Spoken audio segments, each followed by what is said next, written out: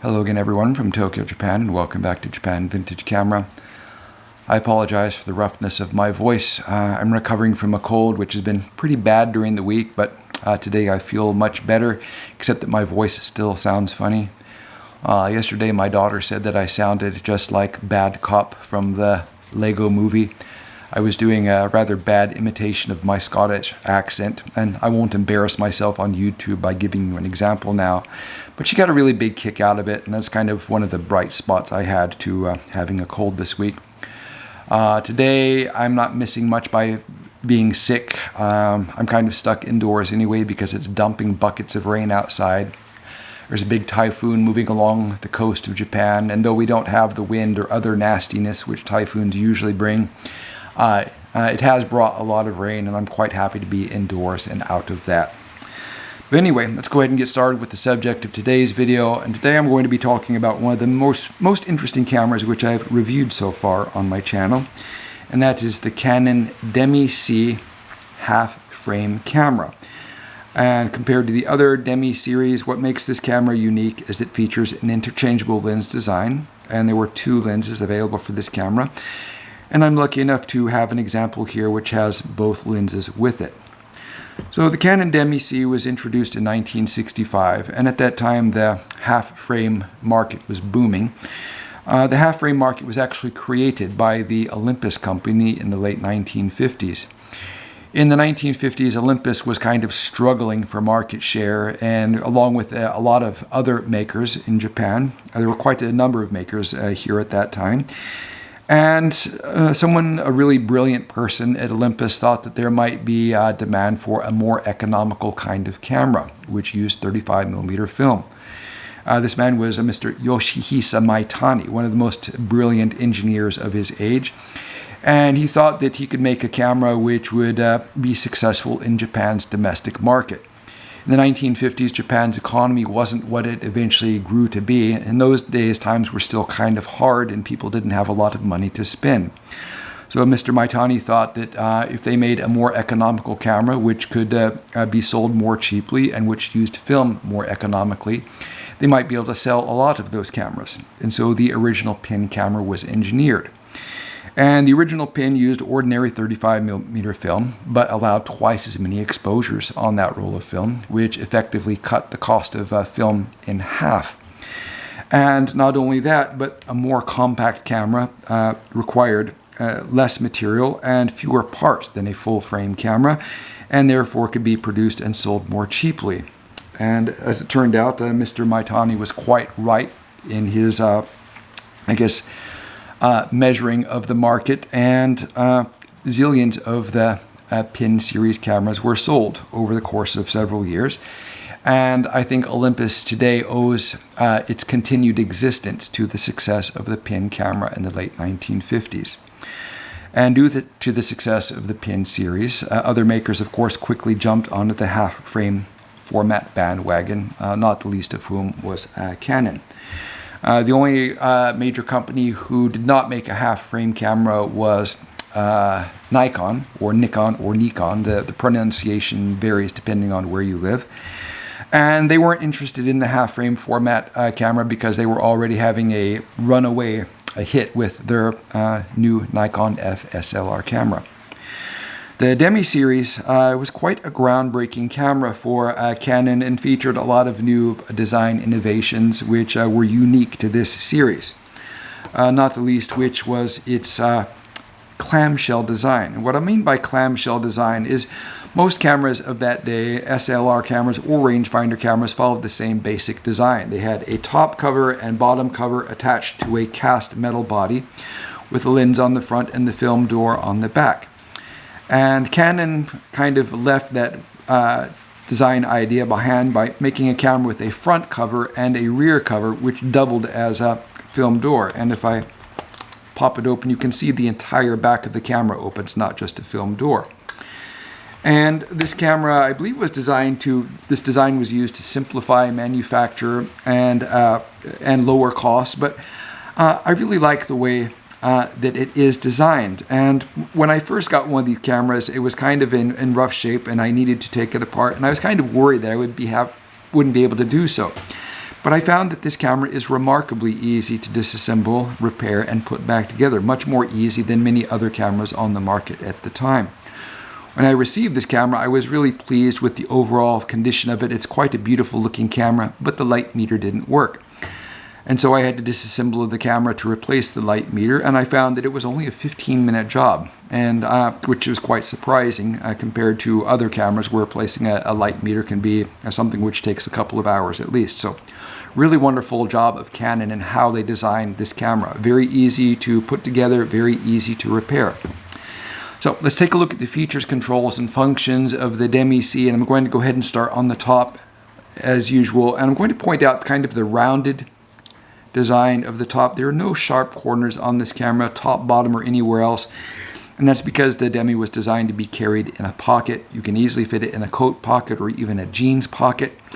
Most of the Demis, of course, feature a fixed lens which is kind of recessed in the front of the camera and doesn't stick out the way it does on the Demi C. But basically the Demi C is just a standard Demi camera which has been modified to accept these interchangeable lenses. The top of the camera here, we have just very simple controls. We have a very flush rewind knob which you actuate by lifting up the lever, and as you do that it pops open the top and allows you to rewind the film without rubbing. And when you fold the lever back down, it tucks back down into place so it doesn't snag. Here we have the light meter exposure window, and what this does is when you point the film or point the camera at your subject, the light meter needle will move depending on how much light there is. And to set the exposure, you turn this tab on the right side here. The right side as I'm looking at the camera, probably the left side as you're looking at your screen. And what this does, as you turn this, you will see the orange needle moving back and forth in this window. What you want to do is you want to line up this orange needle with the light meter needle. And as you're moving this lever, you are changing the shutter speeds in the camera. And when you line up the needles together and depress the shutter, the camera will fire at roughly the shutter speed which is shown here on the top, and the camera will automatically select the best aperture for that shutter speed. It's a very simple system and kind of the forerunner of the shutter priority system, automatic system the camera would install in later cameras like the Canonette. Also on the top here we have the shutter release button which accepts a standard cable release, and here we have this wonderfully smooth and easy to turn film charging and film winding and shutter charging lever. I really love how smooth this camera operates and how quiet it is. It's a wonderful design. On the back of the camera we have the viewfinder window with a little tiny window on the front. Don't be fooled by how small it is. It's actually quite large and bright when you look through it. The Demi C is supposed to feature frame lines in the center which you would use when you are using the 50mm lens. For whatever reason, this camera isn't fitted with that viewfinder. I don't know what happened, if it fell out. I don't think so because there's not really any place for it to go. It's quite possible that Canon just put in the wrong finder in this camera. Stuff like that did happen in the 1960s, even on things which were made in Japan. But the camera is still usable. What you have to do when you're using the 50mm lens and you don't have the frame lines, you just have to apply the rule of thirds in the viewfinder. That is, you cut a third off the top, a third off the bottom, and a third off either side, and that would give you roughly what you would be seeing through the 50mm lens. And in the case of this camera, when you have the 50mm lens mounted to it, the bottom third of the viewfinder is blocked anyway, so that kind of gives you at least a guide on the bottom of where you should be framing your image. And when you're using the 28mm lens, you simply use the entire field of view inside the viewfinder. On this side here, we have, of course, the light meter light cell. This is a selenium light meter, and it simply reads the amount of light. The light which hits the meter generates an electric current, which moves the light meter needle here. It doesn't require any batteries. And in the case of this particular camera, I found one which was really accurate. So this camera is quite functional and ready to use as it is. The bottom of the camera, we have a standard 1/4" tripod socket, and we have the button here which you depress to unlock the winding mechanism so you can wind the film. Loading the film is quite easy. You drop your film canister here, pull the film across, feed it into the take-up spool, and simply wind and fire until the film is pulled all the way across and the teeth on the sprocket here are engaged in the holes on the top and bottom of the film. then simply wind and fire until the number 1 shows up here in the film counter window. Using a flash on this camera, there are 2 options you can use. You can use a flash gun on the bottom, and then you would, flash mount, or a flash gun. They attach the tripod socket, and you plug the flash into the PC sync socket here. In this case, I have the original flash gun adapter, which slides on like so, kind of like the its big brother rangefinder cameras. You would simply attach your flash gun here and connect the wire to the socket. Changing the lenses on these cameras is very simple. You simply unscrew it, just like you would on a regular older rangefinder camera. I was really lucky with this camera because it included both front lens caps and the original rear lens cap, which is something incredibly hard to find. And you simply turn it and lock it in place. Keep in mind that the Canon Demi is not a rangefinder camera, it's a scale focus camera, so you have to focus using the focusing guide here. On this lens, we have the marks on the front for infinity, for portrait, and for family, so that kind of gives you an idea of, you can kind of do it by feel, what focusing distance you have. With the 28mm lens, it has a lot of depth of field, so you don't have to be very accurate with the focusing to get a sharp exposure. When you're using the 50mm lens, you have to be a little bit more careful to more carefully focus it, and you can see the focusing scale on the top here. It's arranged in both meters and feet, so quite easy to use.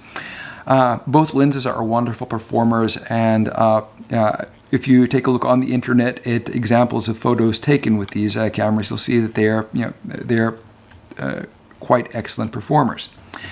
So that's pretty much all I have to say about these cameras. Things that you have to look out for. First, the light meters in these cameras often don't work.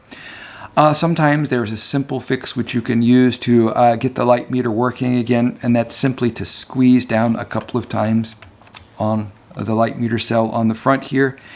For some reason, that tends to free up or clear the connection. I'm not exactly sure why that works. Not only does that work almost half the time on the Demi Cs, it sometimes works on cameras like the Canon 7. Simply look through the top here, and sometimes if you squeeze a couple of times on the light meter window, the needle will jump back to life. So that's something you can do as a first attempt to get it working. Otherwise, as I said, replacing the light meter is not that difficult. All you have to do is get another camera that has a working light meter in it.